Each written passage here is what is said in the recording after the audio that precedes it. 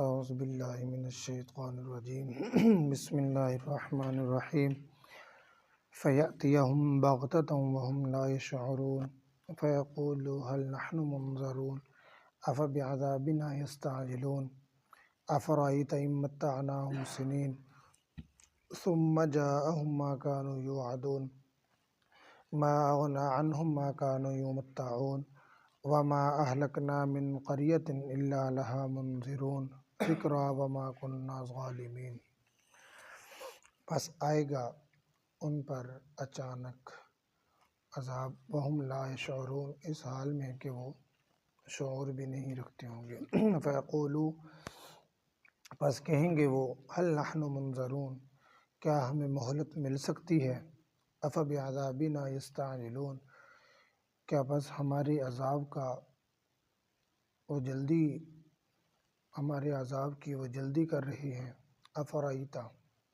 کہ پس آپ بتلائے، ان متعناہم سنین، اگر ہم فائدہ پہنچائیں انہیں کئی سال، ثم جاءہم، پھر آئے ان کے پاس، ما کانوا یوعدون، وہ چیز جس کا وعدہ کیا جا رہا ہے، ما اغنی عنہم، کیا کفایت کرے گا ان کو، ما کانوا یمتعون، وہ جس کا فائدہ دیا جا رہا ہے، وما اہلکنا من قریۃ، اور نہیں ہم نے ہلاک کیا کسی بستی کو، الا لہا منذرون، مگر اس کے لیے ڈرانے والے تھے، ذکری، نصیحت کے لیے، وما کننا ظالمین، اور نہیں ہیں ہم ظلم کرنے والے۔ بات یہ چل رہی تھی کہ اللہ رب العزت نے قرآن پاک اتارا اور پھر قرآن پاک کے ذریعے لوگوں کو پیغام دیا گیا۔ اللہ رب العزت کا اور پھر قرآن پاک اللہ رب العزت نے عربی کے اندر اتارا۔ اللہ رب العزت اگر اجمی کے اندر قرآن پاک اتارتے تو عربوں کے لیے مشکل ہوتا، پھر وہ ایمان نہ لاتے۔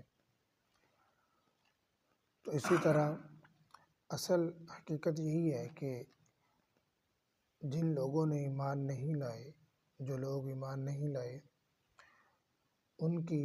جو بڑی وجہ وہ یہ نہیں کہ انہیں بات سمجھ میں نہیں آئی یا وہ جانتے نہیں ہیں، جانتے بھی ہیں سمجھتے بھی ہیں، محض ضد کی وجہ سے ایمان نہیں لائے۔ اکثریت ایسوں کی ہے۔ حضرت موسیٰ علیہ السلام اور حضرت ہارون علیہ السلام نے فرعون کو کتنا سمجھایا، باقاعدہ اللہ رب العزت کا حکم ملا کہ جاؤ فرعون کو سمجھاؤ، جا کر سمجھایا، لیکن پھر بھی وہ نہ مانا۔ جاننا اور بات ہے، ماننا اور بات ہے۔ فرعون جانتا تھا کہ یہ سچے نبی ہیں، لیکن اس کے باوجود نہیں مانا وہ۔ لیکن جب اللہ رب العزت کے عذاب کو دیکھ لیا تو اب وہ کہہ رہا تھا کہ میں ایمان لایا موسیٰ اور ہارون کے رب پر۔ تو اب جب اللہ رب العزت کی طرف سے عذاب بندہ دیکھ لے تو اس کے بعد ایمان قابل قبول نہیں ہوتا۔ ایمان لانے کا وقت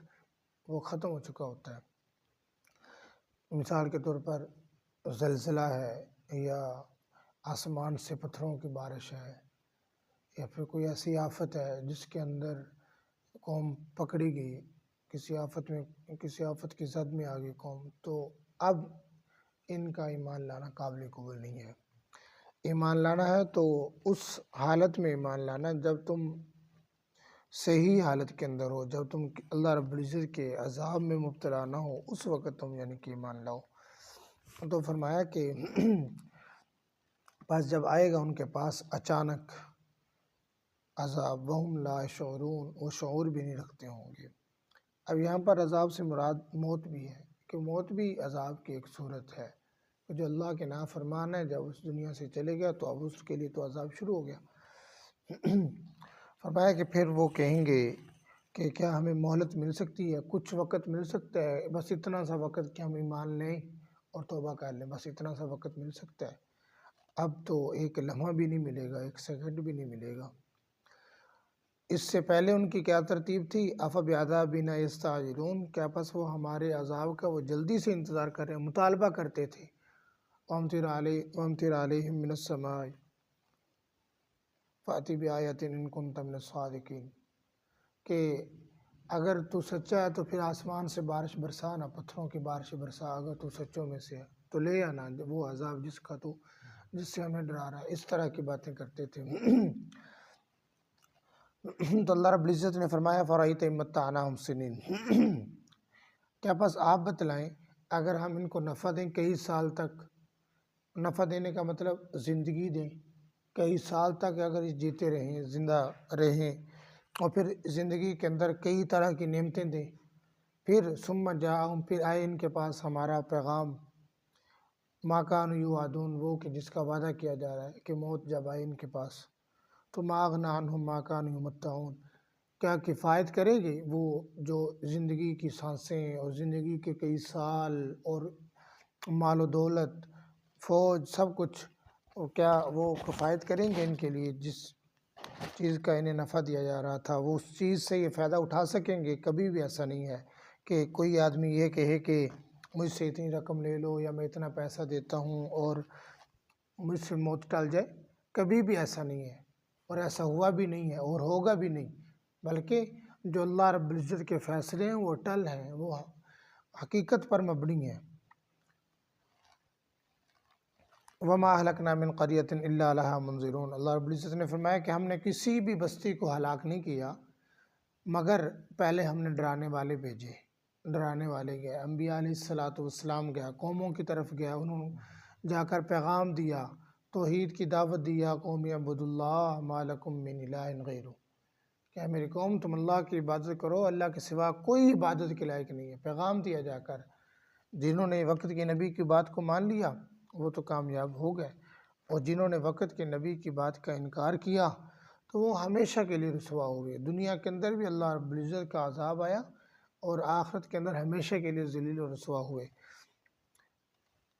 اگر اللہ رب العزت کا پیغمبر کسی قوم کے پاس گیا اور اس قوم نے پھر اللہ کے پیغمبر سے کسی بھی نشانی کا مطالبہ کر لیا اور پھر اللہ رب العزت کے حکم سے وہ نشانی ظاہر ہوگی، وہ نشانی آگی،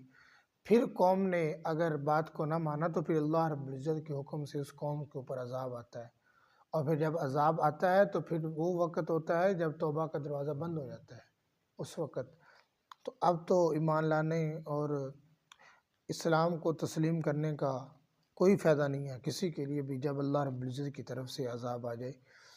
تو اللہ رب العزت نے فرمایا کہ ہم نے کسی بھی قوم کے اوپر عذاب نہیں ڈالا، کسی بھی بستی کو ہم نے تباہ نہیں کیا مگر ڈرانے والے گئے، ذکرہ، نصیحت کے لیے گئے، نصیحت کی گئی، اور اللہ رب العزت نے فرمایا وما كنا ظالمین، اور ہم ظلم کرنے والے نہیں ہیں۔ اگر کسی کو بے قصور مارا جائے، کسی کے اوپر بے قصور بغیر کسی وجہ کے عذاب آ جائے، کوئی بلا وجہ پکڑ کے اندر آ جائے، ایسا نہیں ہے، اللہ رب العزت ظلم کرنے والے نہیں ہیں۔ اگر کسی کے اوپر کسی قسم کی بھی کوئی آفت آ جاتی ہے، کوئی آزمائش آ جاتی ہے تو اس کے اندر کوئی نہ کوئی وجہ ہوتی ہے، اس کے اندر بندے کا کوئی نہ کوئی قصور ہوتا ہے، بندے کی کوئی نہ کوئی نافرمانی ہوتی ہے جو اللہ رب العزت کے بندہ کر چکا ہوتا ہے، تو اس وجہ سے انسان پکڑ کے اندر آتا ہے۔ باقی اللہ رب العزت نے کسی کے اوپر کبھی ظلم نہیں کیا اور نہ کبھی کسی کے اوپر اللہ رب العزت ظلم کریں گے۔ تو اللہ رب العزت کی ذات تو وہ ذات ہے کہ جو رحم کرنے والی ذات ہے،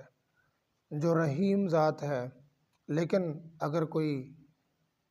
بہت زیادہ اللہ رب العزت کی نافرمانی کرتا ہے، اللہ رب العزت کو ناراض کرتا ہے، تو پھر اللہ رب العزت کی طرف سے پکڑ بھی آ جاتی ہے، اور پھر جب اللہ رب العزت کی طرف سے پکڑ آتی ہے تو پھر کوئی چھڑا نہیں سکتا، پھر کسی کی بس کی بات نہیں ہوتی کہ کوئی بچائے اس مصیبت سے، پریشانی سے۔ کتنے لوگ ایسے ہوتے ہیں کہ جو اللہ کی پکڑ کے اندر ہوتے ہیں، ڈاکٹروں کے پاس جاتے ہیں، ڈاکٹر جواب دے دیتے ہیں، کتنے لاکھوں کروڑ روپے لگاتے ہیں،